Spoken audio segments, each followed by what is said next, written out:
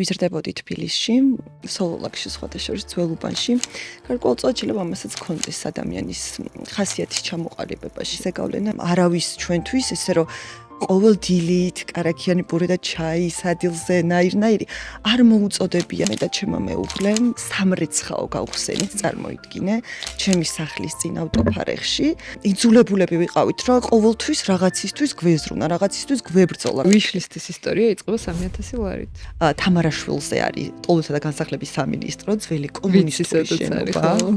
და იქ ავიღეთ 20 კვადრატი. მე თვითონ კარტაკარ ვარიგებდი ამ შეკვეთებს. სიტყვა არ არსებობდა ჩვენთვის. დედაჩემმა მასწავლა სიყვარული. ადამიანზე სასწაულად ხარ გაბრაზებული და უცებად ექიდა ჩაეხუტე. მამასთან ურთიერთობა როგორ ქონდა? მე მამა და როგორც ითი მამობრივი სითბო სიყვარული არასდროს არ მქონია. იყო გაქცევა ასევე ციხეც, რომელშიც არაერთხელ მიწევდა მე მისვლა. ჩემმა ქმარმა დამანახა რეალურად მამოპარას ნიშნავს. მოდი ბარბარეზე მოგვიყევი.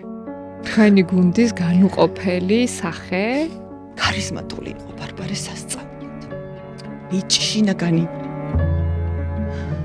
ფაქტობრივად 4 თვეა დაახლოებით, რაც კამერის წინ არ მდგარ და გამოვიდა რომ დღეს შენთან პირველად ვზივარ. ბარბარეს გაუხარდებოდა შენი გააქტიური. დრო კი არ არის ყოველთვის მკურნალი, უბრალოდ სწავლობ ამ დროსთან ერთად ხელახლა ცხოვრებას.